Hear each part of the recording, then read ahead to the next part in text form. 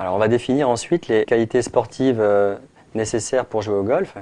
Alors c'est d'abord un sport de concentration où il faut gérer ses émotions sur le parcours, rester calme, apprendre à gérer une certaine émotivité lors des compétitions et en fait jouer coup après coup sur le parcours sans se projeter dans le futur ni en ressassant non plus éventuellement les mauvais coups passés. C'est un sport où il faut être également endurant parce qu'une partie de golf se déroule sur 4 heures ou plus de 4 heures. Donc il est important de pouvoir finir avec la même énergie la fin du parcours. Et souvent pour une personne qui n'a pas l'habitude de faire 18 trous, cela lui pose un problème au bout du 12e ou du 13e trou.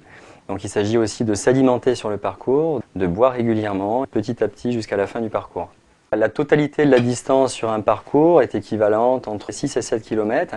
Quand on prend en compte en fait la distance réelle du parcours, plus les liaisons entre la fin de chaque trou et le départ du trou suivant. D'autant plus sur un parcours vallonné, cela va représenter une énergie dépensée qui va demander une gestion sur la totalité du jeu. Alors c'est un sport qui nécessite aussi de l'adresse puisque c'est un sport de visée, de dosage pour les coups d'approche et donc de précision. Alors c'est aussi un sport qui est à la portée de tous, aussi bien les enfants que les adultes.